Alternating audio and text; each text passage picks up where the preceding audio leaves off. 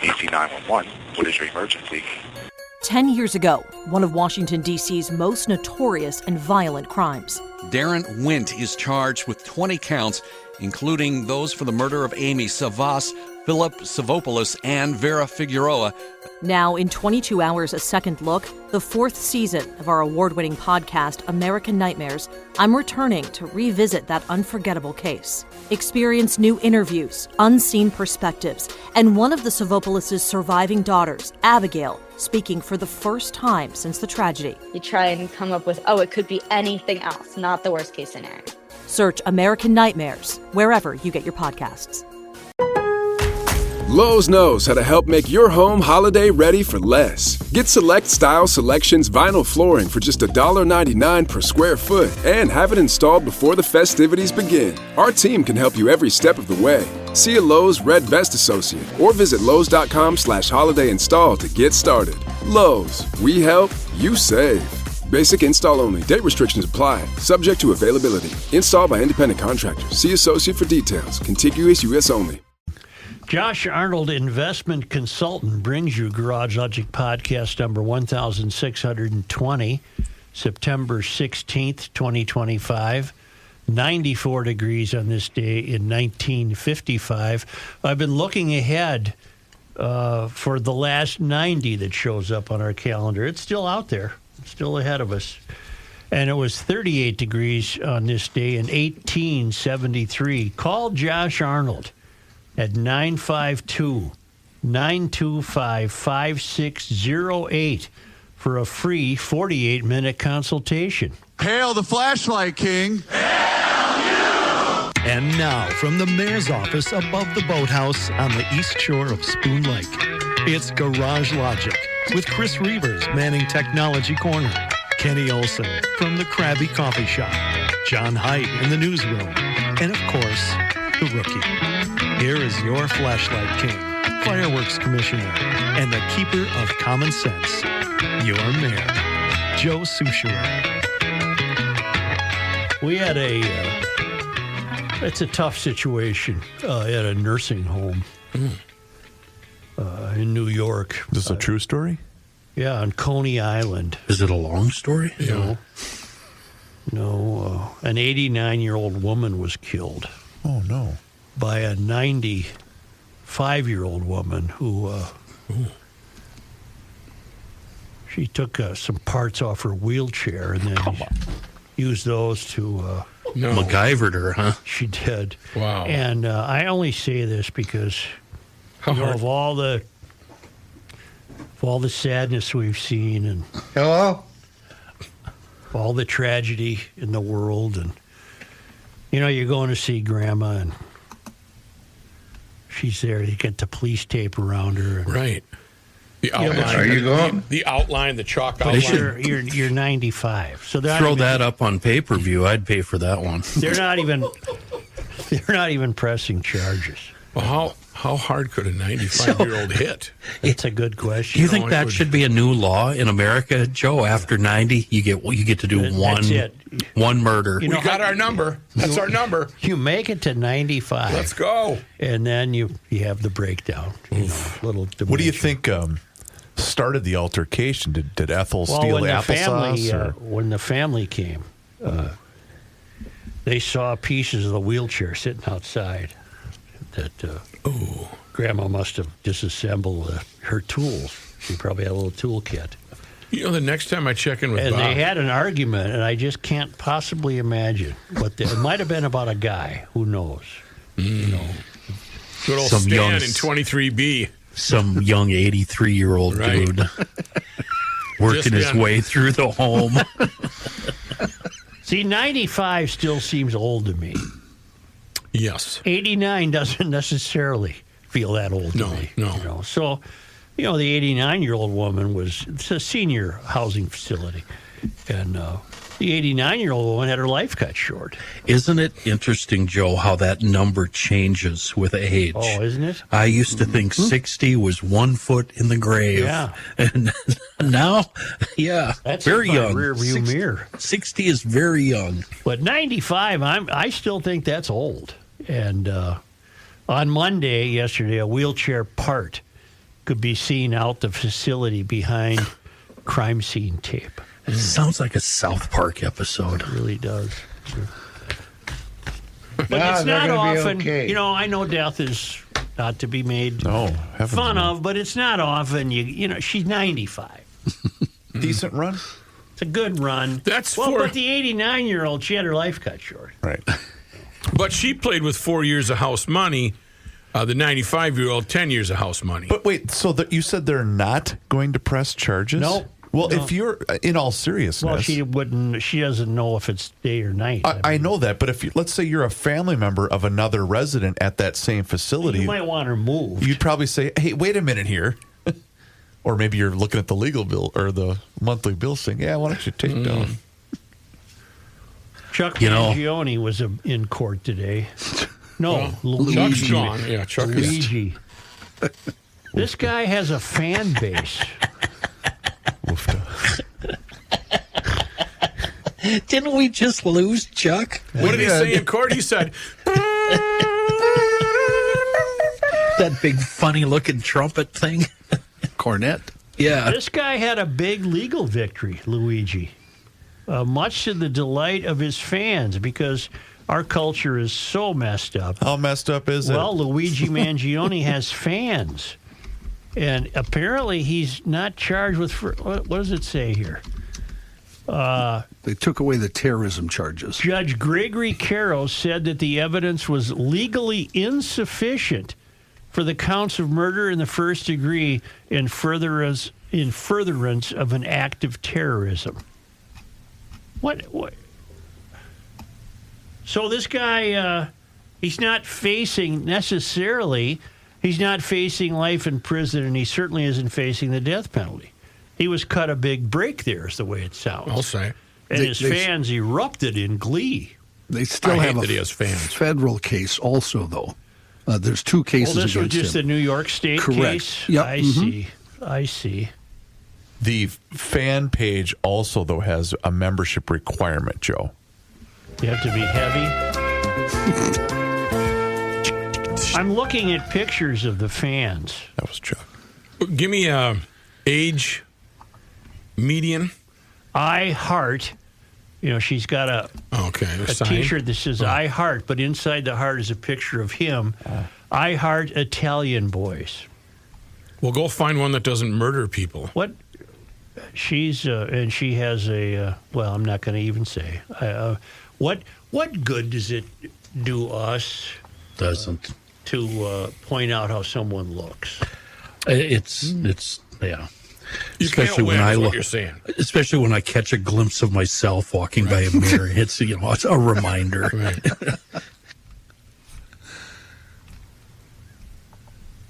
Yeah. Well, anyway, he's got a big fan base, and they were in court, and many of them were very happy that he didn't have to. We only had 8 shots. Can we keep our shooting straight? I know John and Kenny were arguing about it. So I've got not a arguing, headline. You're trying to sort it out. From today's newspaper, 5 injured in shooting near 35W. Now, that was the one that happened right before we started the show yesterday morning. Right. But then a lot of things happened overnight. Overnight, we had 8 shot at the homeless encampment that has been allowed by the private property owner named, I have his name here somewhere. Sabri is the last name. Yeah. And I'm getting all kinds of information on this Sabri fellow. Apparently he owns quite a bit of property. Yeah, he's been in the news off and on for the past, I'm going to say 10 years at least. Well, what... So are we to believe he's altruistic, or is he fomenting some sort of plot here? My personal take is that this is a shot at the city. I don't think it comes from the goodness of his heart. That he's getting back at the city for something. That's my feeling. He's had his run-ins with the city. Yeah, he has.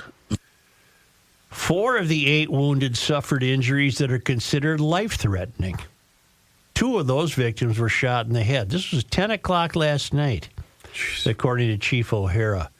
Multiple callers reported gunshots in the area of South 28th Avenue and East Lake Street. Now, I went to look at the scene today, but when I crossed the Lake Street Bridge, I was on my way here. Okay. And there's a certain time I always want to be here because I have certain things to do. But I left a little early thinking I would see this with my own eyes because I thought 28th was almost immediately across. No, it's over by Minneapolis. Yeah. So it turns out I didn't get there. I didn't have time. Okay. Yeah. I thought 28th. In fact, you're at about 46th Avenue when you cross the bridge. Yeah. Right? Yeah. So I didn't see it. 5 of the victims were found at the encampment, while 3 others showed up at local hospitals. Investigators believe the shooting was targeted, but also suspect there was an exchange of gunfire, and O'Hara said initial reports from witnesses suggested upwards of 30 shots fired. Now, this is a parking lot behind a building owned by Hamoudi Sabri, and it's been in the news now for quite some time. Sabri has been issued at least $9,000 in fines for violating public health laws, but refuses to allow the encampment to be cleared. Instead, he blames Minneapolis leaders for public health neglect and displacement. And I've had information come in that I haven't had a chance to verify, but I believe the emailer to have been of sound mind. Sabri, and I will just say apparently or allegedly, because I have not had a chance to verify any of this, but it sounds like we're in the ballpark here. Okay. He allegedly evicted a homeless camp from one of his properties in the North Loop in 2022, once it was inconvenient for people to be there. And then I'm linked to the story that would verify that. The rabbit hole goes deep with Sabri and his family. They are the landlords for many of the Somali-owned businesses in Minneapolis, including many of the old daycare fraud businesses and currently being investigated autism centers, allegedly. Basim, his brother. Now, have you heard of this Basim? Oh, yeah. Yes, it is familiar to me. That name Basim has been in the news, too. His brother would be named Basim. Why am I... Abri Basim? Why am I having trouble remembering this fellow's name? Hamoudi? Yeah. Hamoudi is the landlord that owns the vacant building. The encampment... But that's the Scandinavian pronunciation. I don't know what the real pronunciation is. Hamoudi Sabri is the landlord. Yep. His brother is Basim Sabri. His brother owns the Carmel Mall. That mall collapsed in 2014. Whoops.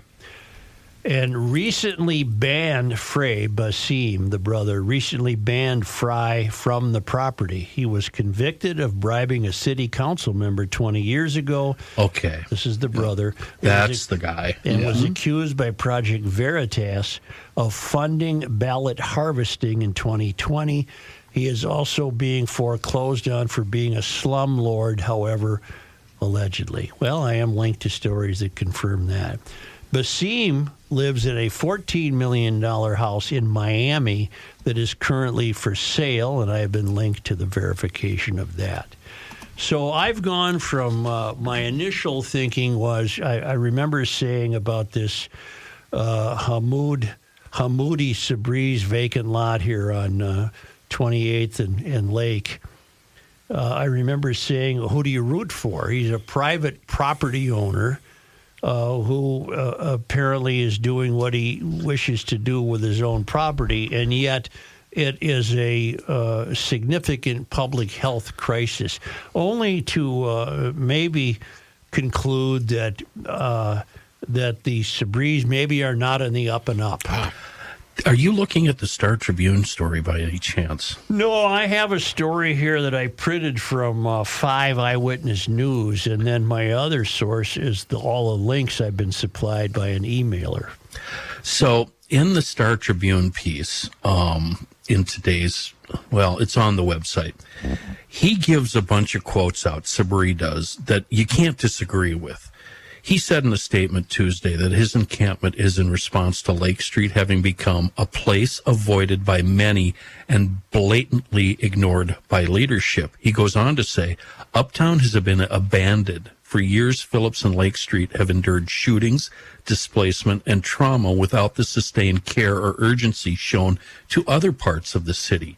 Instead of emergency response, the pattern has been abandonment and repeated displacement that leaves people more vulnerable to violence. So, yeah, we were right. This is him giving the city the very, very big needle. What does he hope to gain from this? That's the question. That's the question.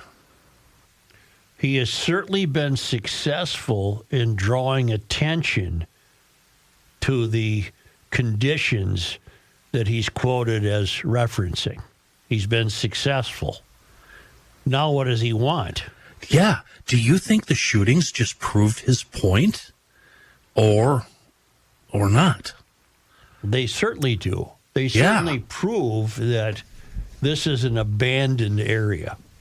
Yeah. And it's a Wild West. Anything goes there, apparently.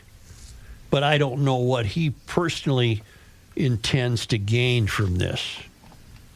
His property values aren't increasing with a homeless encampment in the back parking lot. Right.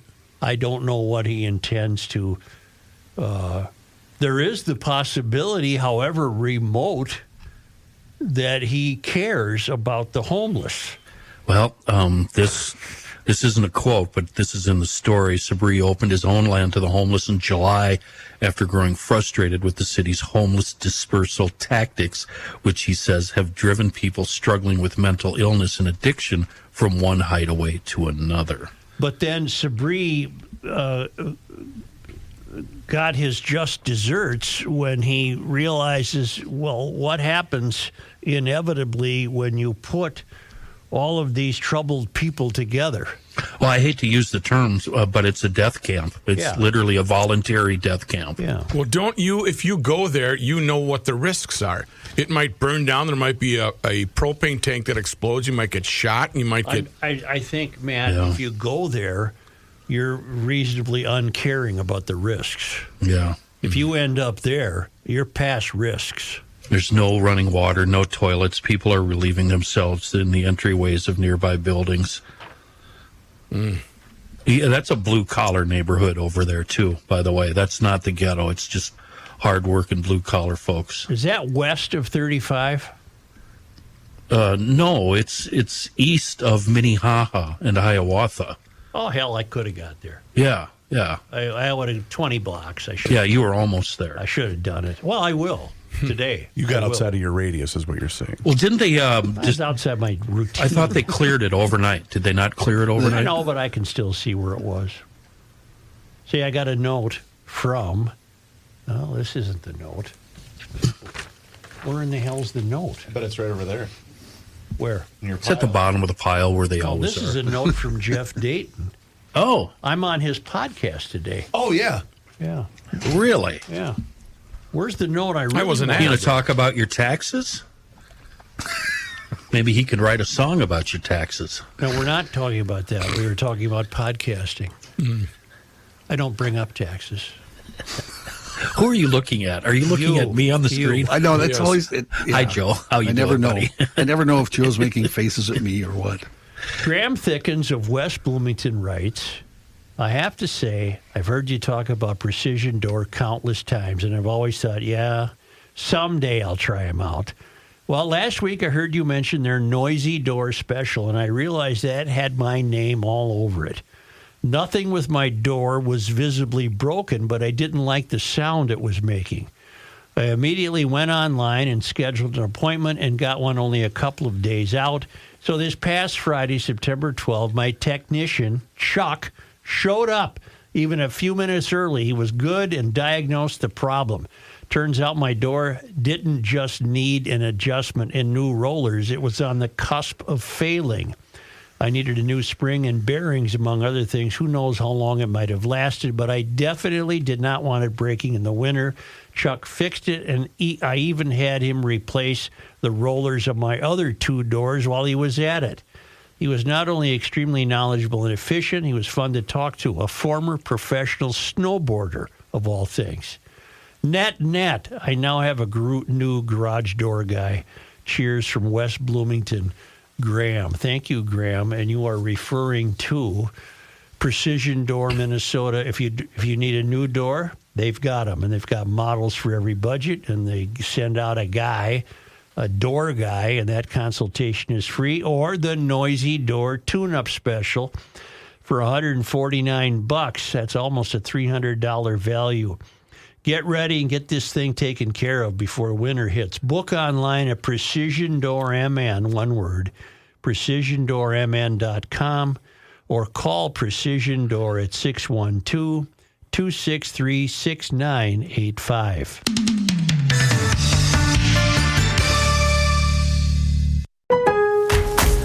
It's Pro Savings Days at Lowe's. Get up to 35% off select major appliances and save an additional $1,000 when you buy 4 select LG major appliances. Plus, get a free DeWalt 20-volt max 5 amp-hour battery when you buy a select DeWalt 20-volt max tool. Get the job done for less at Lowe's. We help. You save. Valid through 9/26. Selection varies by location. While supplies last. See Associate or Lowe's.com for more details and qualifying items. Reavers here once again for my guy, Mr. Money Talk, Josh Arnold. Does thinking about retirement make you uncomfortable? Well, sometimes the anxiety from wondering if you've saved enough can be overwhelming. But what if I told you that you could ease those tensions in just 48 minutes? Well, Mr. Money Talk is going to be able to sit down with you and get you on the right track for your financial future. Josh has navigated it all when it comes to uncertain market and economic conditions, and he'll always provide straight talk, never sugar-coated advice on how to reach the finish line with your retirement goals. Don't let your financial worries give you an ulcer or keep you from calling Josh right now. His 48-minute, no-obligation consultation could be just what you need to feel better about your future. Call Josh today at 952-925-5608 and set up your free 48-minute, no-obligation consultation. That's 952-925-5608. Investment services offered by Josh Arnold Investment Consultant, LLC, a security investment advisor. Past performance is no guarantee of future results. All investments involve risk. All comments and opinions are Josh Arnold's and do not constitute investment advice. Chris Reavers is a paid endorser. I don't know. Why Let's see. not? Let's see how it Find out. goes. Let's find out. The earth is not your mother. The Joe Souchere Show. So I was geeking out on the website customroasting.net over the weekend. Boy, I have a lot of admiration for Steven, the head roaster, the head honcho, the head go-getter at Custom Roasting there in Buffalo.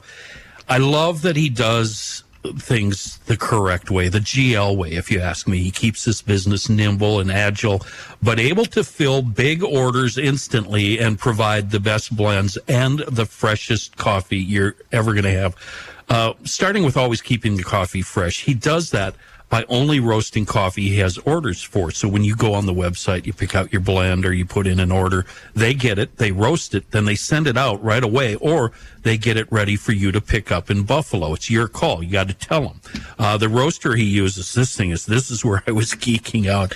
It's a Loring S70. I know that doesn't mean anything to you, but it's a convection roaster, no flame, no fire, and that makes for an even roast. The average cycle, I was surprised by this. It's only 12 minutes, but each minute is absolutely crucial. When the peak is achieved, it's immediately released into the cooling tray, and then shortly thereafter, ready to package up and send to you.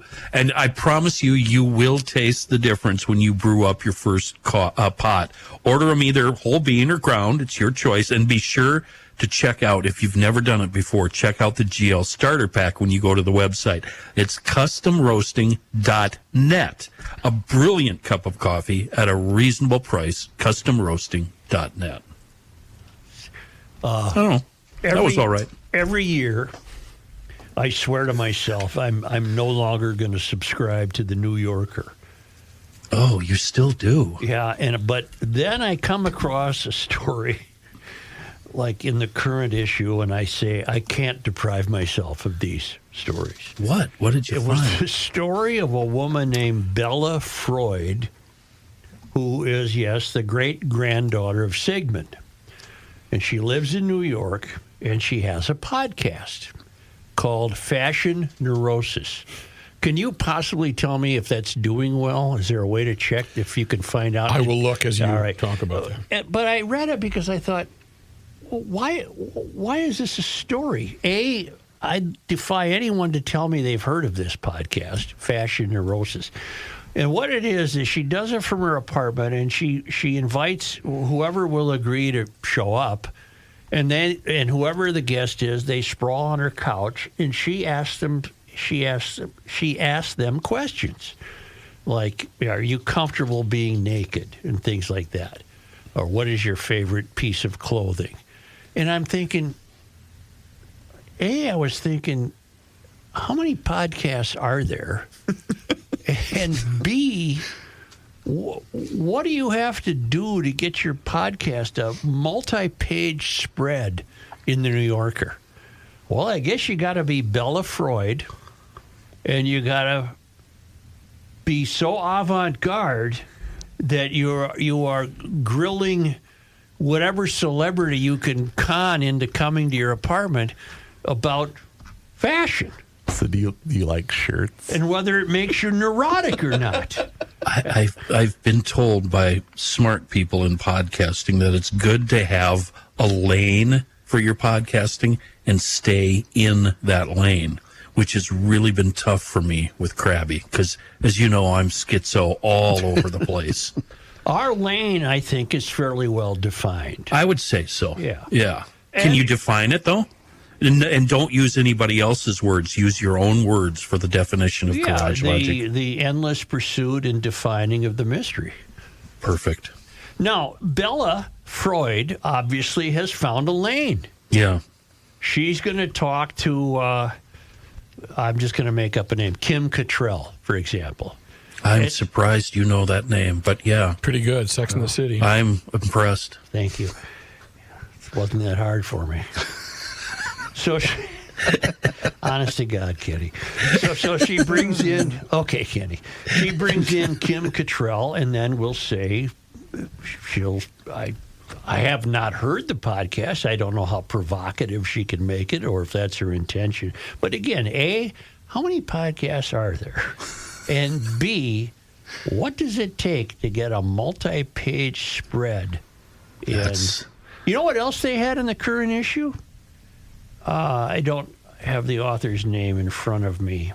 She's a New Yorker staffer. She did a one-page piece on the Minnesota State Fair. The nostalgia. She must be maybe from Minnesota. Okay. Goldthorpe or something like that. I don't. It's not ringing a bell. Anyway, did you find anything? Well, I don't have a ranking list. Key details about its 2024 performance. It debuted in October 2024 and immediately Just a minute. Stop right there.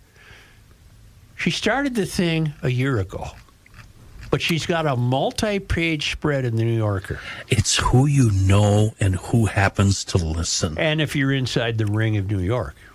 Right, and somebody at the New Yorker either knows her, previous contact, or happens to be a listener. We don't need to dwell on it. I thought it was amusing. I thought it was fun. Yeah. Spotify, Joe says, over 6 million a podcast. Apple Podcast lists about 2.76 podcasts. Million podcasts. Million. Well, good for her, I guess. Holy mackerel. She does have people on there who we would all know. I mean, it's not like it's people that you don't know. Kenny, no, you weren't saying those are her listeners. You're just saying that's many podcasts available. That's what Spotify and Apple are saying. 2 million podcasts available? According to Apple, they say 2. Spotify says 6 million. 6 million, yeah. Podcasts? Yeah. Holy. Yeah, and a lot of them, Joe. Like I listen to Gabe, you got your work cut out for you. Have you heard of Meat Eaters? I have not. That's and I'm not surprised, and I'm not blaming you. It's a very popular podcast about hunting. Oh, I thought it would be about meat. Gabe was nodding. Have you heard of that? Gabe's heard of it. There's trapping podcasts, fishing podcasts, I know, airplane podcasts. Yeah. These two brothers that you hate in the NFL, those clowns do really good and get huge guests. That's all driven by Taylor Swift. They were heard popular them before Taylor. Maybe you didn't, and you're right. Taylor really, really helped, but they were popular before Taylor. She pushed them right over the top. You know, one of the biggest podcasts, Purple Daily. Oh, it's doing really well. Purple Daily is a monster among Viking podcasts. You're getting experts on that. Purple Daily. Yeah, that's us, baby. Yeah. We're taking credit for what Phil's doing. I am. That's Phil, high tide raises all ships. Thank you for following my advice, Phil. Yeah, right. Took him under his wing. I'm on that same list. Apparently, the gal that I met years ago with the cat podcast. What's she up to? Yeah, it's not doing as hot. Is she up to 12? 13,000 or 100 listeners. Oh. Tell that story, because it's I was at story. a podcast convention with some fellow folks, Phil included, of the Hubbard contingency.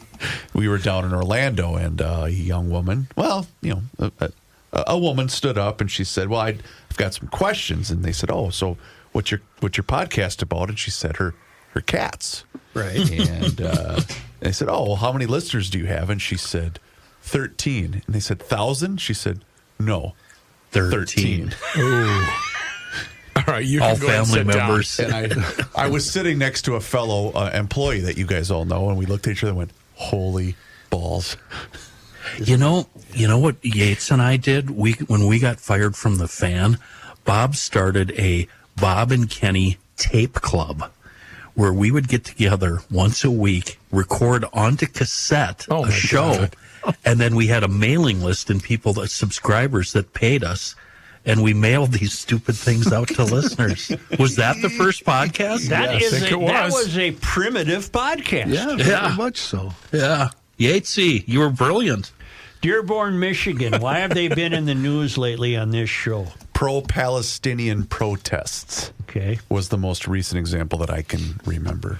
When Dearborn resident Ted Barham raised concerns about renaming Warren Avenue after a local Arab American leader at a city council meeting last week, Mayor Abdullah Hamoud unleashed his fury. It seems very provocative to have those signs up there, Barham, the resident said, pointing to prior remarks from Osama Siblani, editor of the Arab American News. It's almost like having maybe a street that's Hezbollah Street or Hamas Street. Hezbollah bombed the embassy in Beirut, including many Americans. So I just feel like it's quite inappropriate. You want to get the horn? That's got to get the horn right here. My goodness. Hamoud, the mayor, did not hesitate in attacking Barham, blasting the constituent as an Islamophobe, according to WJBK. Although you live here, I want you to know as mayor, you're not welcome here, Hamoud said. The day you move out of the city will be the day I launch a parade celebrating the fact that you moved. Siblani, now he's the editor of the Arab American News, a close confidant to Governor Gretchen Whitmer, sometimes called Big Gretch, recently accompanied her on an overseas mission to the United Arab Emirates, established the Arab American News in 1984, and was recognized last week with honorary street signs along Warren Avenue at intersections with Chase and Schaefer during a ceremony attended by many public officials. The signs, approved by Wayne County, were unveiled in a ceremony designed to honor his contributions to the Arab community since immigrating to the U.S. in 1976. And he's had this paper called the Arab American News, and apparently his name is Siblani, so I guess Warren Avenue at those intersections is now called Siblani Avenue. According to the Washington Free Beacon, Siblani's radical track record in Dearborn, a heavily Muslim community known for being a hotbed of anti-Israel sentiment, includes numerous public appearances in which he has praised Palestinian jihadi groups as heroes, lauded the Lebanese militant group Hezbollah, and threatened to send Israeli Jews back to Poland. Well, that's a little rough there on a Sunday afternoon in Dearborn, huh? During a September 2024 rally in Dearborn, when Israel was locked in a fierce fight against Hezbollah terrorists on its northern border, Siblani told a crowd chanting "Death to Israel" that the terror group will take care of the job by eradicating the Jewish state, according to the Middle East Media Research Institute, which monitors radical activity. Siblani later told the crowd, to Netanyahu, who wants to bring evacuated Israeli citizens back to the north, we are going to take you back to Poland. All right. At a 2022 Nakba Day rally meant to honor the catastrophe of Israel's creation, Siblani said the Dearborn Muslim community will lift Palestinians all the way to victory and encourage his supporters to fight. Wow. Huh. Siblani has no plans to apologize. I'm not a person who shies away from what I believe. I don't speak about something that I do not believe what I'm saying. I take responsibility for it. Hamoud, the mayor, who was running for re-election in November, was one of several speakers at the sign ceremony who honored Siblani. He is also the nephew of the imam at the Islamic Center of America. The mayor is. Okay. In chastising Barham, this sap who walked into the council meeting and got thrown up, Hamoud pointed to a video he uploaded to YouTube in 2019 that featured Barham in front of the center singing a Christmas carol before interviewing Muslims about theology, the dialogue between Christians and Muslims and Jesus, according to the Detroit Free Press. So in other words, the mayor had his people dig as deep as they could on this fellow who had the nerve to walk into a council meeting and protest the sign change and discover that he was attempting to proselytize Muslims in front of the Islamic Center back in 2019.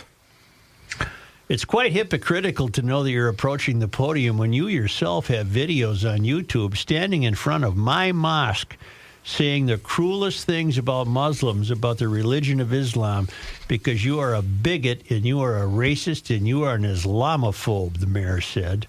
A review by the Free Press found Barham is not heard saying anything derogatory about Islam in that video in question. And believe me, the newspapers being what they are, they would have turned on Barham in a heartbeat if he had said something cruel. So they didn't find anything cruel. Let me get this straight. Yeah. See if the old duder's brain is working today. You followed that. It's okay for Siblani to shout out hate speech about Jews. Okay? It's okay for the mayor to rip into a citizen, but it's not okay for the sap to walk into the council meeting and say, "Hey, wait a minute." Do I have that straight? I think you've got it fairly straight. What a country. What a country. And to think all we used to worry about is that's where they made Fords. Yeah. Let me see if I can do it too, Kenny. Go ahead, I'm listening. The mayor of Dearborn, who is a Muslim, born in America, by the way, who is pals with the editor of the Arab American News, who was not born in America. Osama Siblani. Siblani. Yep. No, you had it. How do they not see the double standard there? The Detroit resident, who is not a Muslim, came in and said, now I know clearer why he said it. He is saying, based on his knowledge of what this Siblani has uttered in public appearances in Dearborn, he's saying, well, you might as well name the street Hezbollah Street or Hamas Street, because this Siblani, according to various sources, has championed those groups in his protests against Jewish people, saying we're going to send the Jews back to Poland, and don't worry, Hamas and Hezbollah, we're going to take care of it for you. So this guy wanders in, he just got done painting the house. Yep. And he walks in, he's got paint splatter on his jeans, and he said, oh, wait a minute here, Mayor. I think that this is inappropriate. You don't have to. No. You're not above the rules. I mean, sir. What the hell here? We're in Dearborn, Michigan, and you want to put up a street sign honoring Osama Siblani. Are you aware of that? And the mayor turns on this guy and says, The day you move out of the city, I'm going to have a parade. What the hell? When you read about Dearborn, it sounds like that's their goal, to move the Swedes and the Irish and the Germans the hell out of there. And so it all becomes 100% Muslim. Kenny, were you with us the day we talked about that? Because if you look up that pro-Palestinian photo on social, it's stunning. There's not one cracker within earshot. I mean, it's just blocks and blocks and blocks. I will say for the 100th time, read Robert Ferrigno. Right. You know what the name of They're that? very good novels, if not entirely eerie. Do you know what How- the... Oh, go ahead, Ken. How many years away are we from Christianity being outlawed, or Judaism? I would say it's Give me a a matter. number. No, I would say it's a matter of weeks. The name of that particular mayor, do you know what that reminded me of? Mahmoud? Read the full name again for the Dearborn, Michigan mayor. Let me be entirely clear. And I'm going to play a clip that reminded me of His name is Abdullah Hamoud, or as Kenny referred to as Hammond. Hammond. The United States has conducted an operation that killed Osama bin Laden. Abu Bakr al-Baghdadi is dead. The United States launched a targeted operation against that compound. They did a lot of shooting, and they did a lot of blasting, even not going through the front door. You know, you think you go through the door. If you're a normal person, you say, knock, knock, may I come in? After a firefight, they killed Osama bin Laden and took custody of his body. He died like a dog. But his death does not mark the end of our effort. A beautiful dog. A powerful dog. I give thanks for the men who carried out this operation. And I don't get any credit for this, but that's okay. I never do. And here we are. And I look. Oh my God! He died like a dog. Like a dog. Someday, no. Here's a ray of hope. Oh, here's a ray of hope. Here we go. Someday, ray of hope. well, I don't know if it's a ray of hope. I should have clarified that. Right. Someday, will we look back? I probably won't be around. Okay. But I hope you still are. I need to. Will people look need the back gig. in fondness for that kind of Trump the way we missed W? You know, you dug yourself a hole. Will those become? Will they great get? question. The only way that can happen is if we return to some kind of normalcy, in which we can afford to look back at that with fondness. Right now, we can't. No. But if years go by and this country saves itself, we right the ship. I think we'll be able to look back at that comparison of Obama and Trump and laugh our asses off. I'm already laughing my Well, ass off. I am too. But the difference is between Trump and W is W had some self-deprecation and kind of understood it. Yeah, he had a charm. Oh, yeah. President Trump really doesn't. No, whatever it is, Trump doesn't get. Right. When it comes to politics. Correct. We got into an off-air discussion a week or two ago, I don't know when it was, about how the decline of Riverside, that area, the West We're talking Bank. about Palmer's Bar. Yeah, and I contend that it's been, an ongoing process for 10, 15 years. And you were a tad bit shocked that Palmer's had to shut down. Yes, sir. Roger. Thank you, sir. Roger. Thank you, sir. You don't get that. Mr. President, you've said that you... Roger. Well, you don't get that. I don't know where I was going with that. I don't know where you were either, but it involves the Muslims. Riverside, the tearing down or broken Riverside. Well, what I said the other day, Kenny, and I said I think the city will rue the day that Palmer's Bar will be exchanged for a mosque. Yeah, and that's when I poo-pooed you and told you my truth about Palmer's and the whole neighborhood. And I did look it up, Rook. They are not going to keep it as a bar. But they're not. Okay, they're changing it over. Got it. That part of town has always been, as long as I can remember back to the 60s, a great place to go score heroin. No, I'm serious. Right. That's not meant to be funny. It's always been that sort of neighborhood. Correct. Yeah. And all I meant was every inch of real estate you give up could very well be leading to feet and miles of real estate. Yeah. Be giving up. Have we seen that traditionally in neighborhoods throughout the history of the city and the country? You know, starting with whoever was here first, the Irish or the Germans or the Italians or whoever it was. Isn't that kind of the way neighborhoods change hands over decades? And 20 years from now, it could be a different group? I think there's a distinction. The distinction is, you know, if the Italians settled in one neighborhood and the French settled in another neighborhood and the Poles settled in Hamtramck, Michigan, and the Irish settled in the Boweries of New York. The difference is that none of that was driven by the attempt of a theological takeover. That's just where we were living with our pals and our family and our community. None of it was driven by an ideology. It was just driven by a place to live. You repeatedly hear stories about immigrants in the 1800s, early 1900s, forcing their children and family to speak English in the house, even though English wasn't the main language. Well, as they said in Blazing Saddles, we'll give land to the bleeps and the bleeps, but we don't want the Irish. That's right. I'm glad that I was able to experience that Riverside area in the 80s and 90s. Boy, that was, you park your car at 6 o'clock and you don't go back till 3 in the morning. There's just bars. It might still even be there. Bars and parties, and just a wonderful, fun area from the Caboose to the 400. At some point, I hope this is not true, but at some point, the chances are you're going to need Bradshaw and Bryant personal injury attorneys just to help you figure out what to do following an accident. Insurance companies and adjusters can be difficult. Introduce the team from Bradshaw and Bryant.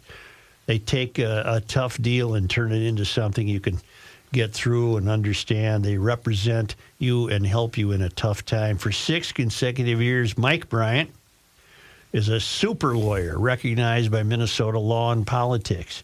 I hope you're never in an accident, but if you are, call Bradshaw and Bryant at 800-770-7008 or go to minnesotapersonalinjury.com. Your case evaluation is absolutely free.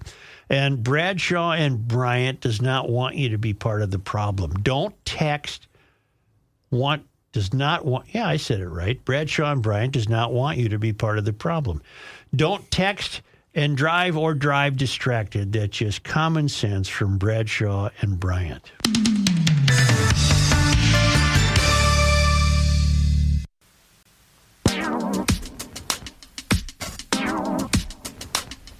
It's the end of the world as we know it, and he feels fine.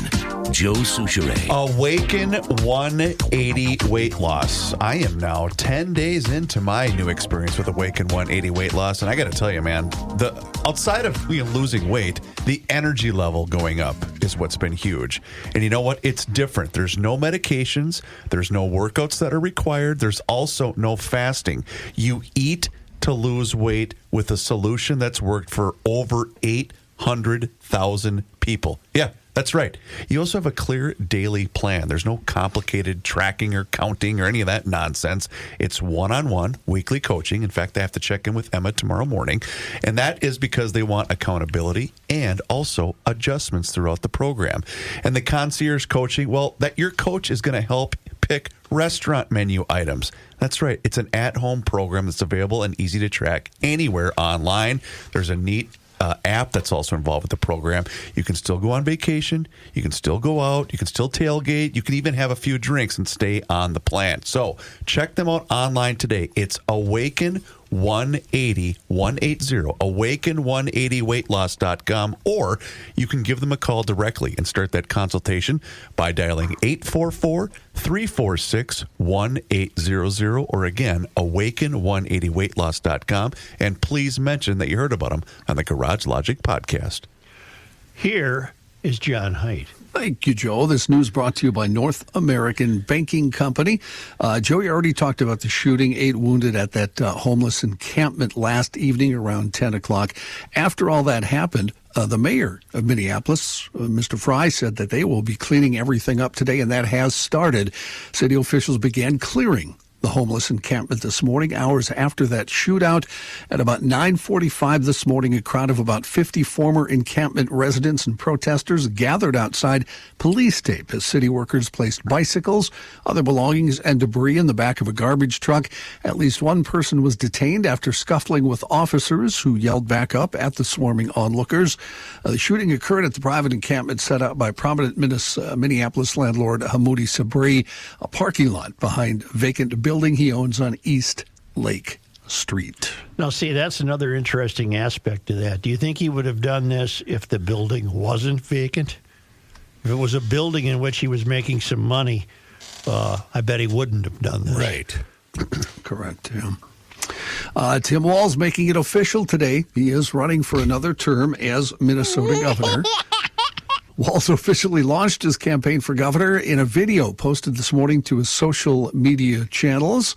Walz highlights, in his announcement video, Walz highlights paid family leave and the child tax credit, plus investments in education and public safety funding as major accomplishments under his leadership. He also mentioned fighting. Chris? Come on. Fighting. We don't know that. Fraud. Thank you, Kenny. Getting serious about gun violence and protecting rights and freedoms is some of his main priorities moving forward. Shouldn't this all have been a priority the first time he ran? Well, that's why I mentioned it apparently after the accomplishments, Joe. Oh, I see. No, now I'm really serious about getting to the bottom of all this. This time I mean it. That's right. My personal guarantee. If reelected, he'd be Minnesota's first governor to serve 3 terms. As of this morning, no other Democratic candidates have announced plans to run for Walz's seat, but several Republicans have, including Representative Kristen Robbins from Maple Grove, former challenger Scott Jensen and Kendall Qualls, as well as Philip Parrish and Brad Kohler. All of whom are welcome on this show.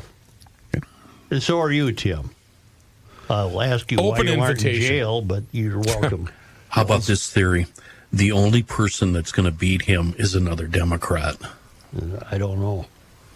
Well, nobody's going to be running against him. Yeah. Right. They're all afraid of him. Exactly. And at this point, if he does get reelected, if you cast a vote for this goober, you're either really stupid or you're getting a taste somehow. You're getting paid. Those are the only 2 logical conclusions. But I think it also tells us that he's exhausted any chance he might have ever had for any higher office. Kendall needs to get out to farm country, needs to get up to the Iron Range, to deep south, cover the whole state, and cover it well, Kendall. Go to every county seat in the state. Walz will have a new running mate because Lieutenant Governor Peggy Flanagan is running for the U.S. Senate seat that Senator Tina Smith has said she'll vacate. Voters heading to the polls today will determine control of the Minnesota House of Representatives. It's the special election in District 34B. That represents parts of Brooklyn Park, Champlin, and Coon Rapids. It'll fill the House seat held by late Representative Melissa Hortman, who was assassinated in June. Former Brooklyn Park City Council member XP Lee won the DFL special election primary, is up against Republican Ruth Bittner, a real estate agent. Polls will be open until 8 tonight. The winner will serve the remainder of Hortman's term, which runs through next year. I just have a quick question about the Republican running for Senate against Peggy Flanagan versus why wouldn't that guy or gal run for governor? Which is more important to us right now?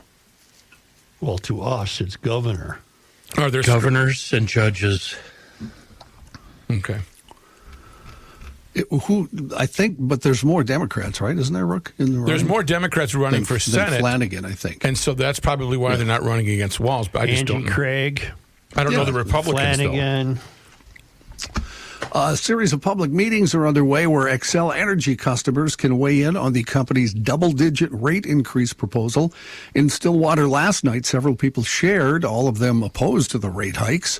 According to Ted Gladhill during the public comment process, saying, "Stop the madness. We need to have some limits to this, and we just can't afford these kind of hikes in addition to what we're already experiencing as consumers." Another customer, Cliff Buhold, argued Xcel's reasoning isn't sound. He said there are absolutely no justifications to increase rates further and more, simply to catch up with what everybody else is doing at the national average. You know what I'd say, John, if I was an Xcel spokesperson?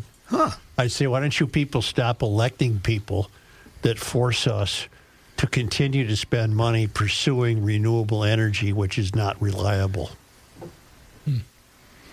Minnesota's largest energy provider is proposing a 13.2% increase over the next couple of years, which would cost about $165 more a year for a typical customer. A few of Xcel's reasons for the need for increased revenue include clean energy projects, carbon-free nuclear plants, and unexpected growth of electricity use. Rest my case.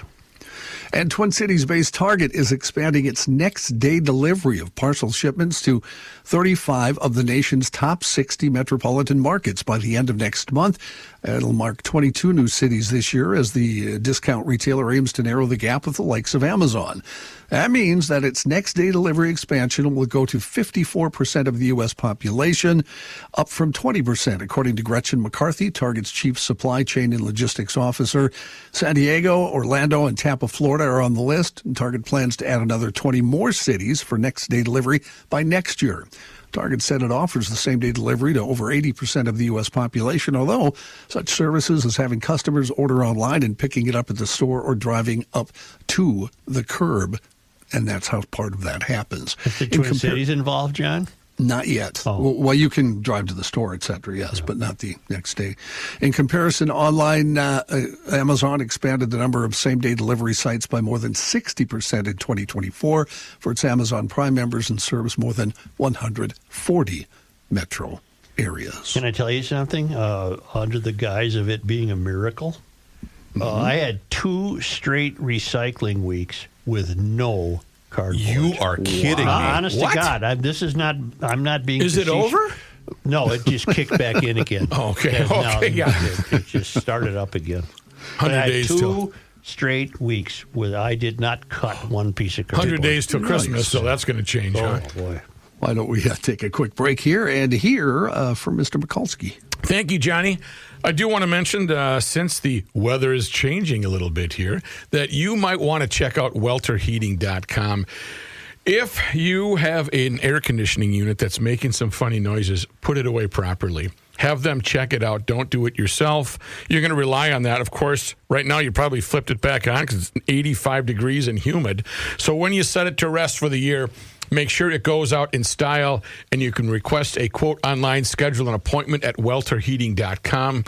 If you were lucky enough to put away your heating unit this year and it was making some noises and you went, I don't have to use it. Well, you're going to be flipping it on in the next couple of months. So call right now, get on the schedule. They do fill up fast. Why do they fill up fast? Because they got 4 generations of the Welter family. Rick right now and the whole crew do a great job. 120 years plus under their belt, and they serve the entire metro area. They're garage logicians. They advertise on this podcast just because they love the way the show goes. They love the common sense, and they're big fans. So we want you to patronize our advertisers. Call 612-825-6867.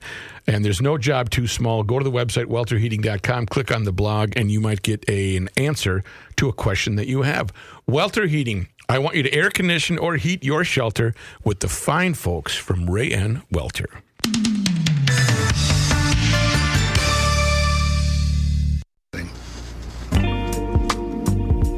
Here's a man who spends hours in hardware stores, sifting through the nuts and bolts of life.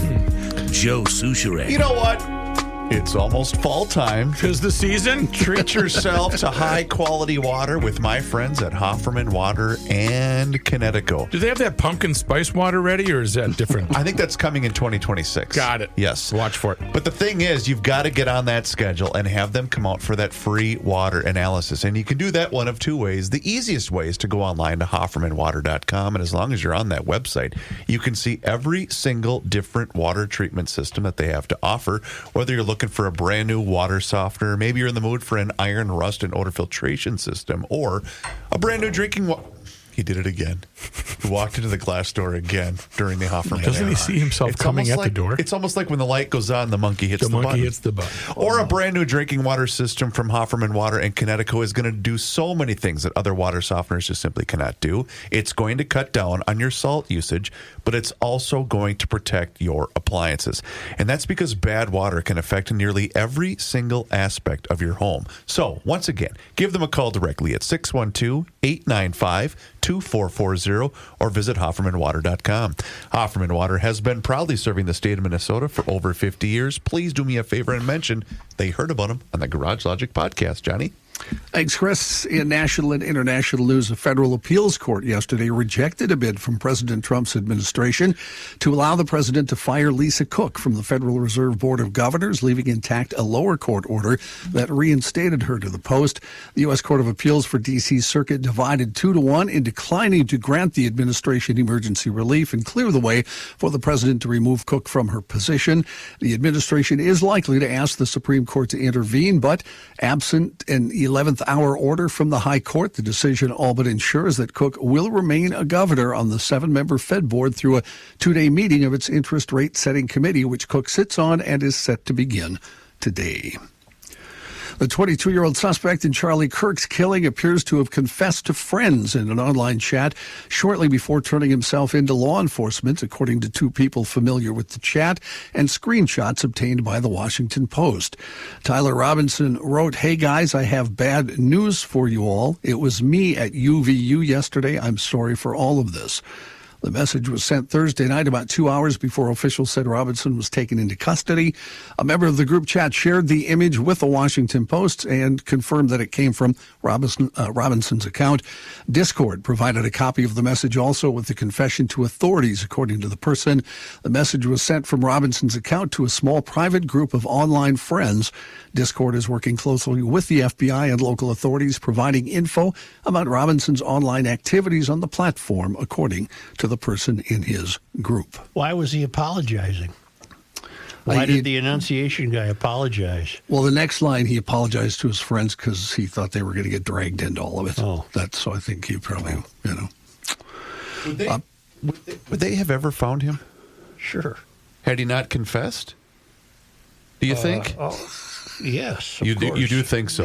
Yes. Because it seems like they were well on their way, and it also seems like he made no post-shooting plans, almost like he planned on being caught. Busted and right away. Since he wasn't, he gave himself up. Which is giving rise to a number of theories that he's just the patsy and that somebody else got on a plane and got the hell out of here. Because the old guy that confessed to doing it right away, remember that video?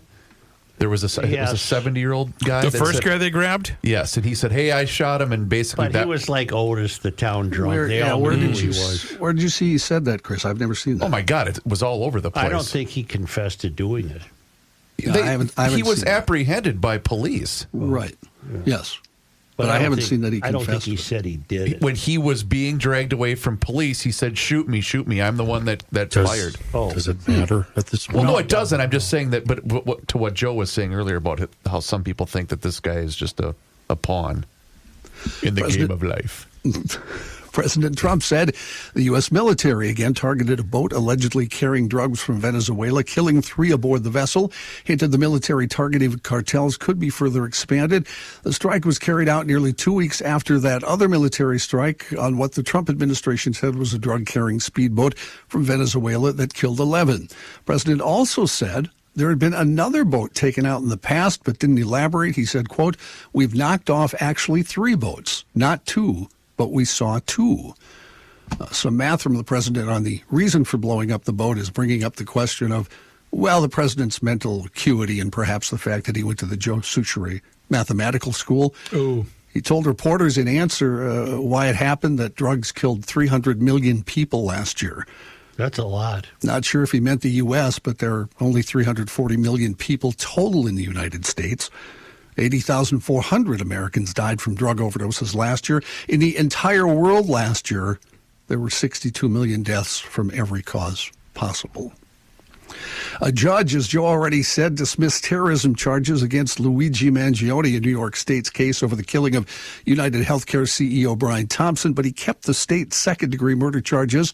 Mangione's lawyers argued the New York case and a parallel federal death penalty prosecution amounted to double jeopardy. But Judge Gregory Caro rejected that argument, saying it would be premature to make such a determination. It was Mangione's first court appearance in the state case since February. The 27-year-old Ivy League graduate has attracted a cult following.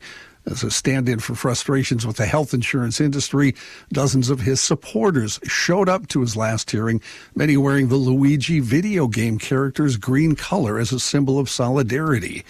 In his written decision, the judge said that although there is no doubt the killing was not ordinary street crime, New York law doesn't consider something terrorism simply because it's motivated by ideology.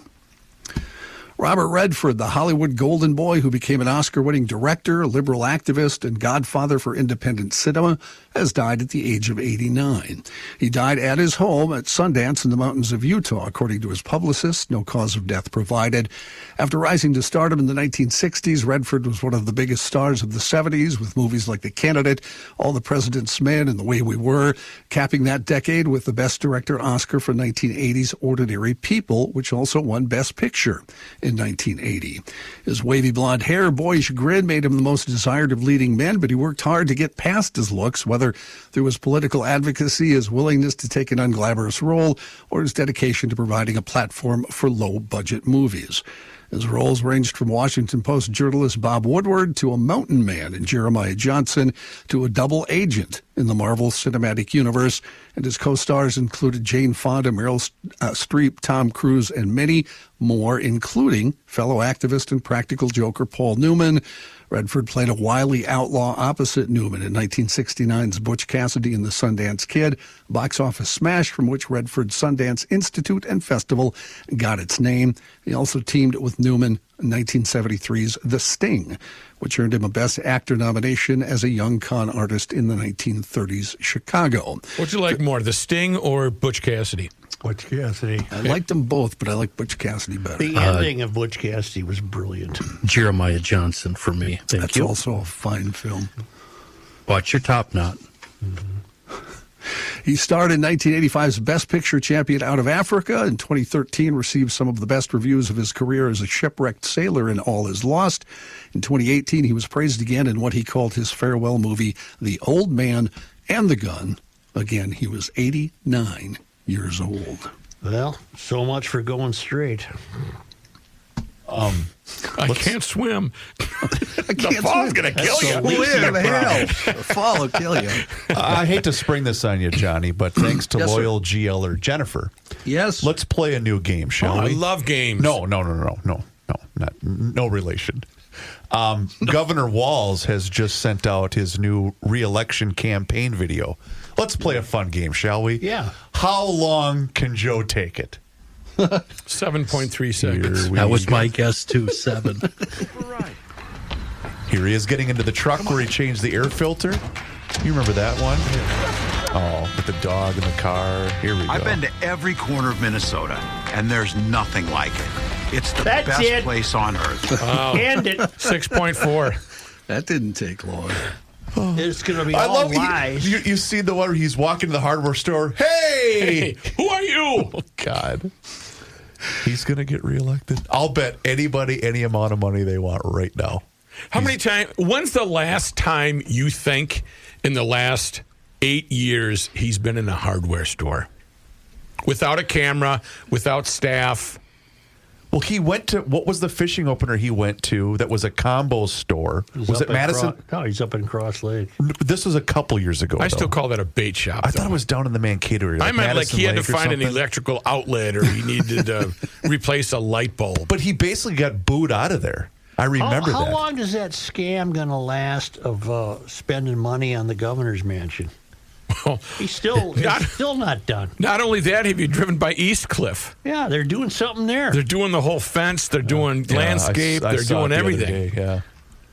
At the cost of this taxpayer, right? That might be it's still us, yeah. John, were you done? We need to convince whichever every you'd like. single GLer all across this state to get the vote out write down what is voting age, 18. We need every single voter we can get. Let this guy start collecting one of his 7 or 8 pensions and just relax. But, Joe, he's still fighting for us. I know. He's fighting. Thank you, John. You're going to force him to buy a house, though, Joe. Our friends at the American Experiment will be a great source of Tim Walz coverage, great source of gubernatorial coverage. Right now, they're a little focused on education because under Tim, it hasn't fared too well. We've tried more money. We've tried top-heavy administrations and increasingly big bureaucracies. Nothing works. Half the kids in this state, it's just statewide, by the way. It's not just the metro. Yep. Half the kids in this state can't read or do math at grade level benchmarks. So the American Experiment has come up with a new idea. $7K for kids. You parents get control of $7,000 of the money you'd normally send to the government, and then you choose the best education for your kid. Public, private, charter, homeschool, whatever you think is going to work the best. You could learn more at 7kforkids.com or AmericanExperiment.org, which you should be checking every day anyway, AmericanExperiment.org.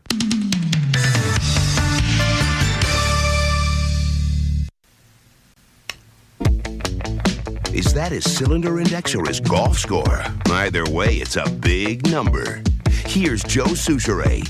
North American Banking Company. You know what? They've been at this game since 1998, and back then they had a philosophy. It's banking done differently. And you know what? You get that feeling anytime that you walk into any one of their 6 Twin Cities locations, whether it's Roseville, 50th in France, Hastings, Woodbury, Shoreview, and also in Maple Grove. They're wonderful. I decided to make the switch for my big national bank, and I think you'll be happy if you decide to do the same thing as well. And they do offer all of the services as the other big national banks, whether you're looking to perhaps buy a home, maybe finance a new home renovation project, or get that new car that you've been dreaming about. My friends at North American Banking Company are going to be able to help you out, and they do offer all of the same online and mobile banking options as the other banks, but the difference is you're going to get the unparalleled service of a community bank.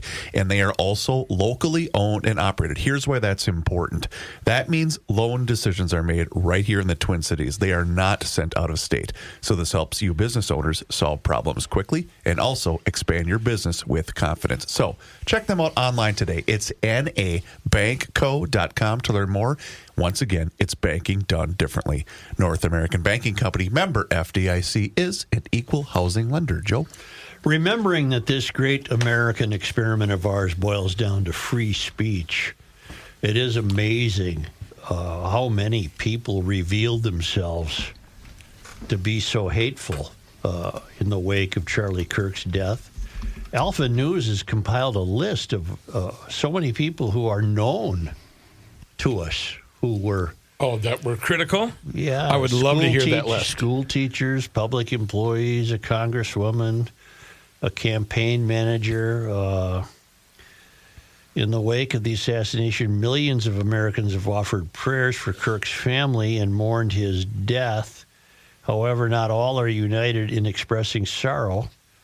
In Minnesota, an elementary school teacher named Allie Trepanier, A-L-I, Trepanier, posted, "Yay, I hope he's dead," in a response to a social media post that reported Kirk had been shot. Earlier, a spokesperson for Minnetonka Public Schools told Alpha News that Trepanier was put on leave. Well, big deal. She's probably still getting paid. Another teacher, Melissa Mackins-Nangle. Melissa Mackins-Nangle said he was a dick.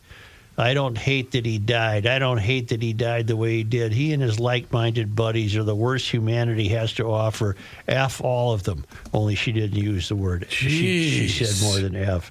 Nangle works as a language arts teacher at Austin High School in Austin, Minnesota. The school district said they are aware of the post.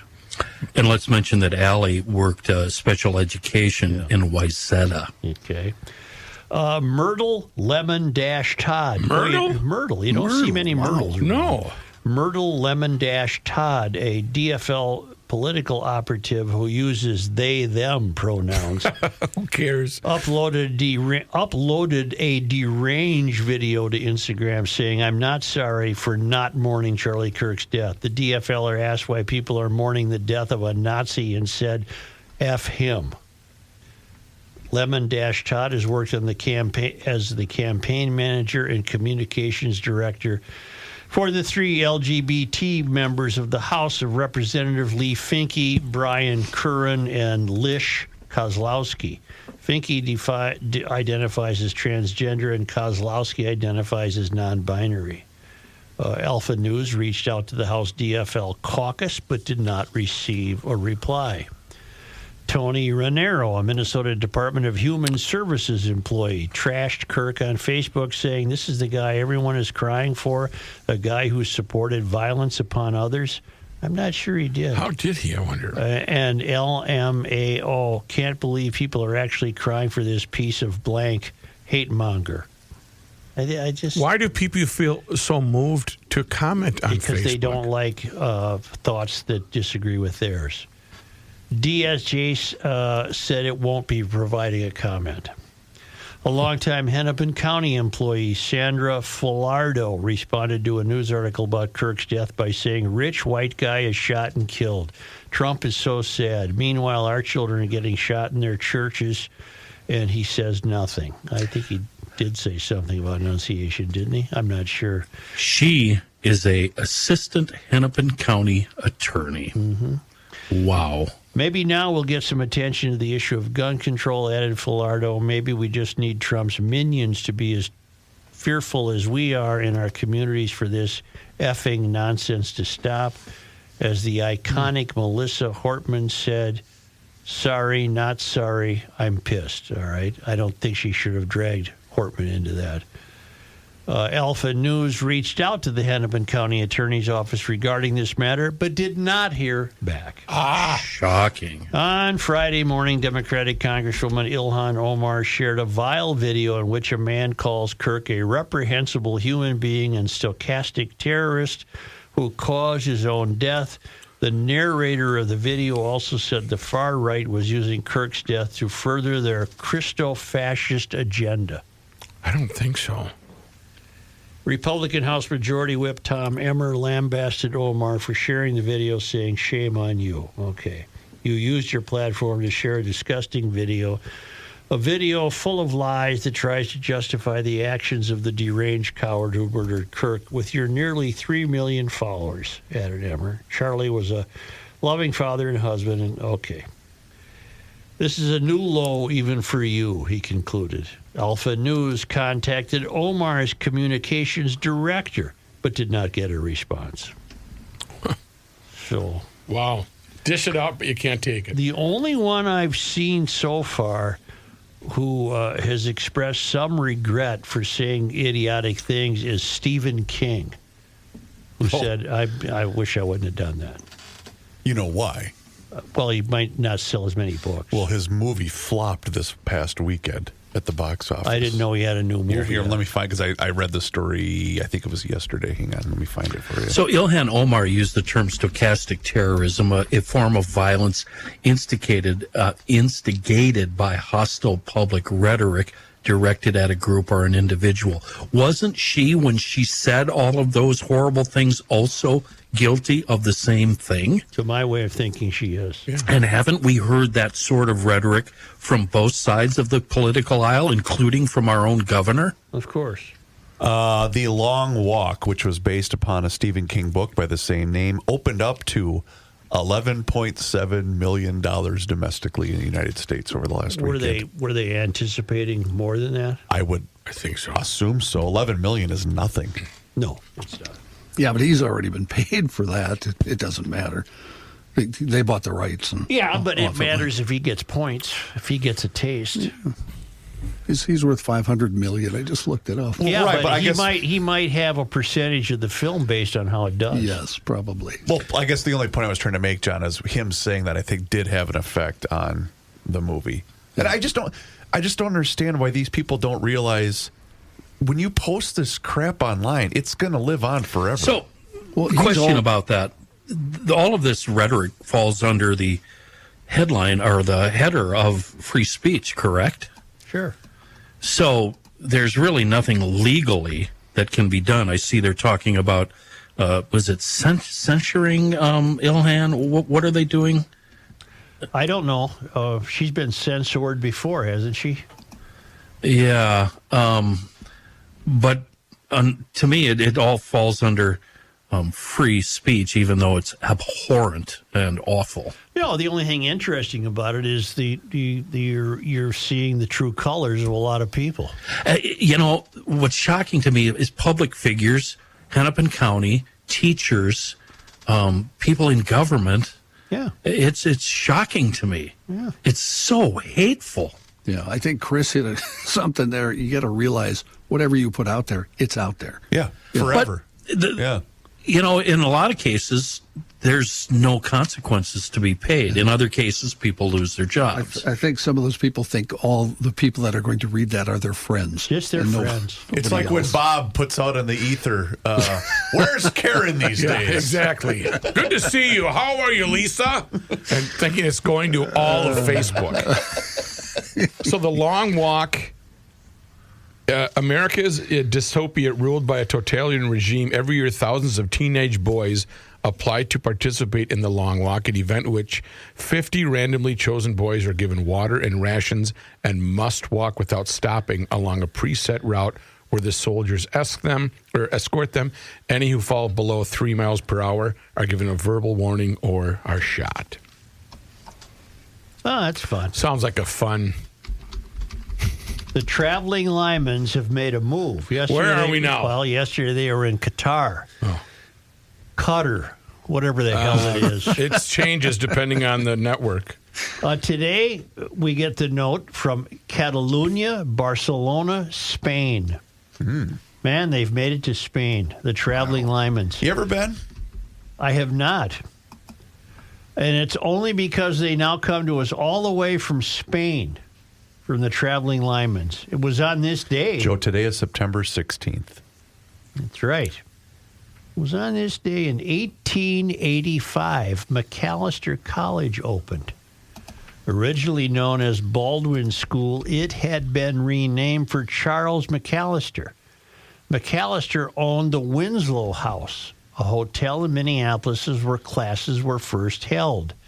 McAllister agreed to donate the hotel to the college in 1874. Then what? It took 11 years before they figured out how to hold a college class? Maybe. They're still operating that way. Right. On this day... September 16. In 1928. I find this hard to believe that this made this day in history, but... At the grand opening of a co-op in Mississippi, Minnesota, look that up, Rook, is there still a Mississippi, Minnesota? At the grand opening of a co-op in Mississippi, Minnesota, customers consume 45 gallons of Red Star coffee and 85 dozen biscuits. Why is that on this day in history? I don't know. I disagree. It shouldn't be there. On this day. I don't see a Mississippi, Minnesota. I don't either. On the map at all. No word at all, yeah. We do have a river with the same name. They got that all over, right? I'm aware of the river. Got it. I know the river. Maybe that was at the headwaters, maybe? I don't know where it would have been. That was 1928. The almighty miss. And we learned a bunch of freeloaders drank 45 gallons of coffee and gobbled down 85 dozen biscuits. Not to mention the ones they took home in their pocket. You know that Mississippi is a fun word to type in. Is it? MISSISSIPPI. On this day, September 16th. 1995. Yeah. Henry Charles Boucher was inducted into the U.S. Hockey Hall of Fame. He was an Ojibwe, born in Warroad on June 1, 1951. Boucher had been a star player on the U.S. Olympic team and played professional hockey for the Red Wings and the North Stars. After an eye injury forced him to retire, he served as coordinator of the Warwood Public Schools Indian Education Department. 4. He's a hail fellow, well met. 2. What? One. Oh, I thought you were going to give us the story. He scored a goal for the Red Wings, I think. What did he say? It was 9 or 12 seconds into the game. Woo. I think they were in Montreal. Hey, here's how you do it, Chris. That guy, he was a fast skater. Joe? Yeah, he scored a goal, I think, 7 seconds into a game. You're not playing your role, Joe. Come on, Joe. I have Joe. a sport. He was a fast skater, Boy, Joe. he could move. Well, you know why? Why, Joe? Because he heard the War Road River crack, and that's what made him skate fast to shore. Thank you. Thank you. That's true. Got That's it. a true story. Okay. True story? It is. On this day in Minnesota sports disappointment history. Who would we lose to on September 16th? Well, here's what we learned. On September 16th, 2018, Daniel Carlson had a bad day against the Packers. Oh, my God. I don't know what that refers to. He missed like 4 kicks in one game, and Zimmer cut him the next day. And then he ended up becoming an all-pro with the Raiders. Yeah. No, he's a good kicker. Really? Yep. Well, that was our sports disappointment. That's where you got the... Hold on, I got to find the great quote. Here we go. When Zimmer was asked about why he decided to cut Daniel Carlson, he said... What went into the decision today to let Daniel Carlson go? Did you see the game? Did you see the game? Oh, he was a crotchety old soul. Say, tell me this. Does anyone have any familiarity with the new football stadium in Vegas? I have a friend that has season tickets there. I've driven by it a couple times. Is it retractable? I don't think so. Because you'd get some beautiful fall days in Vegas. I think there's some of the paneling on the sides we that got to verify that. Remember Reavers with covered stadiums and... No, I don't think it retracts, though, but I can look it up quick. Vegas. Allegiant, right? Yeah. Chris, you drove by it. Is it very, very large? Oh, it's massive. That's the report I got. Yeah. Is it downtown? It's right off, was it 15? What's the freeway that runs through? I don't know. I think it's right off the Al freeway. Davis Way. Pretty soon to be Mahmoud Salami Allegiant Day. Stadium is an indoor multi-purpose stadium in Paradise, Nevada, southwest adjacent of Las Vegas. Southwest. That's out towards the airport. The roof is translucent. Here we go. Allegiant Stadium's roof is not retractable, but features large operable walls that open to the city. So that's what I thought. So you were partially right. No, I said I remember seeing when they had the Super Bowl there, they had the glass doors open. It was kind of cool. When was the Super Bowl in Vegas? 2 years ago. The Chiefs won it. I didn't. I forgot already that the Thank you, G. Chiefs still play. I'm hearing that. I'm surprised you didn't know that since you reside with a huge I'm hearing Chiefs fan. conspiracy theories that the Chiefs will not be allowed to lose 3 in a row when they're at New York Giants Sunday night, and the Giants will not win. But I don't think the Giants could win anyway. No, the Giants are terrible. It's just west of Mandalay Bay. The venue is located on 62 acres on land west of Mandalay Bay. Okay, where's the new baseball stadium going to be? That I don't know. That I cannot tell you. And the hockey arena, that's on the Strip, isn't it? The T-Mobile Arena or whatever it's called? Where the Golden Knights play is right on the Strip, I believe. Yes. Thank you, G. Ellers. Hey. Please do us a favor, if you have not done so already, and subscribe to the Garage Logic YouTube channel. Yep, that's right. Garage Logic has a YouTube channel, and you can watch the show each and every single day, starting right around noon. And on that channel, you can also see full segments. There's video shorts, there's behind-the-scenes footage. It's all there for you. Just search Garage Logic on YouTube. And search for us on all of our social media channels, which includes Facebook, X, and Instagram. And you can also sign up for the Daily Logician. That's an email that comes right to your inbox each and every single day. And it includes the most recent episode of the podcast. Find out more and sign up today on the website, which is, of course, garagelogic.com. Time once again to check in with our guy, Mr. Money Talk. Josh Arnold is with us once again right here in Garage Logic. And now is the time for you to do the same. So do not delay. Do exactly what I did and pick up that phone and dial 952-925-5608. That number once again is 952 925-5608. When you call that number, you're going to get Josh, and he is there for you for that free, yes, I use the word free, 48-minute financial consultation with absolutely zero obligation. And he will always give you the straight talk. He will never give you the sugar-coated advice, and he is on the line with us once again right here in Garage Logic. And boy, Josh, a lot to get to today. Robert Redford sadly passed away. Amazon has struck a deal with the Masters, and are we going to have a new owner for TikTok? TikTok USA. TikTok USA. The folks in Congress, both sides of the aisle, have wanted to ban TikTok in the United States for its corrupting behavior and the fact that they're much feared that TikTok is owned by Chinese company ByteDance, that information about U.S. consumers would go right to the Chinese government. I've always scoffed at that notion because my view of TikTok is seeing a lot of dogs in costume dancing across somebody's lawn. And if that provides any useful information to the Chinese government, I have to laugh a little bit. But TikTok USA is a popular network, does generate an awful lot of advertising revenue to ByteDance. And President Trump has sought to get the Chinese to spin off the U.S. portion of TikTok. There are three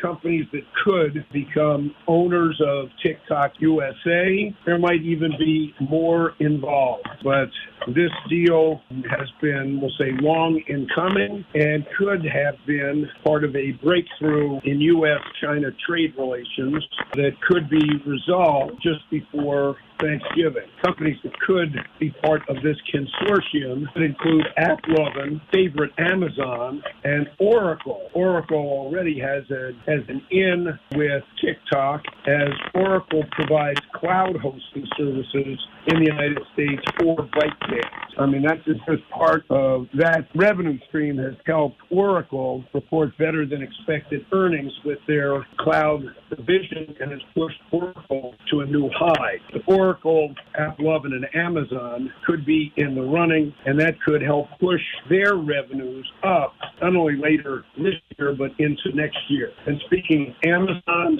they signed a deal with Augusta National to provide streaming services for the Masters starting next April. That will extend coverage of the Masters and I think help Amazon increase the number of Prime customers who are looking for more sports viewing. We'll say Amazon as well as Apple and Google's YouTube have been entering into the sports world to add to their revenue streams. That's Amazon and Augusta National. Not going to say that's a match made in heaven, but that could be another boost for Amazon. Meantime, Amazon got a price target upgrade today on the strength or presumed strength of their retail business for this quarter, and the beginning of next month, they'll have another Prime Shopping Day. As to Robert Redford's passing, I look at some of the movies that he starred in or produced as some of my favorites. From when I was much younger, of course, there was Butch Cassidy and the Sundance Kid. There was this Sting. My wife swooned over he and Barbara Streisand in The Way We Were. So that was always a good, we'll say, date night movie. And then there were pictures that I really liked. Since it's coming up on hunting season, there was Redford and Jeremiah Johnson, the spy pictures that he did, 3 Days of the Condor, and one of the better ones, late in his career, The Spy Game. He was also a noted director, including directing a tremendous golf movie, The Legend of Bagger Vance. Quite frankly, the book, if you're a golfer, was better than the movie. But if you are a golfer, pick up this book, The Legend of Bagger Vance. Well, that leads to some other, we'll say, media-related events. We've got news that could happen either later this week or next with Paramount Skydance looking to buy Warner Brothers Discovery. That could be interesting in and of itself. Fox Broadcasting got their successor with Lachlan Redstone taking over, and that could help Fox move forward as well. But again, the media names are going to be slower moving compared with, some other companies. But news coming back to TikTok and a potential China deal, that has also helped U.S. companies that do business in China, as well as several of the Chinese internet companies. Pay attention to the markets into tomorrow and into Thursday, as we've got a major Fed meeting ahead of the end of the quarter. Excellent advice, as always, Mr. Money Talk. You heard him, GLers. Now is the time for you to pick up the phone and make the call for that free 48-minute financial consultation with absolutely zero obligation. And you do that just like I did by dialing 952-925-5608, where you always get straight talk and never, ever sugar-coated advice. Josh, once again, thank you so much for the time and the chat. Enjoy the rest of your day. Look forward to hanging out with you this evening, and we'll talk to you again tomorrow. Oh, there's going to be a lot more tomorrow, Chris, and I'm sure that you'll want to talk about the endorsements coming for Zoran Namdani in New York from traditional Democrats. And we probably could see that here for the upcoming Minneapolis election. We all just have to say, backing a socialist. Yep, we're going to have to say, buckle up, ladies and gentlemen. Thanks, Josh. Okay. Investment services offered by Josh Arnold Investment Consultant LLC, a security investment advisor. Past performance is no guarantee of future results. All investments involve risk. All comments and opinions are Josh Arnold's and do not constitute investment advice. Chris Reavers is a paid endorser. Just a heads up to you folks sitting with a notebook and pen. Mishki, the new podcast here in Garage Logic Land, is now coming out twice a week, Wednesdays and Fridays. If you're in fact scribbling this down, Wednesday is kind of tough to spell. It's not like it sounds. You want to spell it W-E-N-Z, but that, of course, would be a mistake. Friday is spelled just like it sounds. You're going to be okay there, but Wednesday's a bugaboo. Let me tell you, people, just a pain in the patootie. Jeez, it's hard.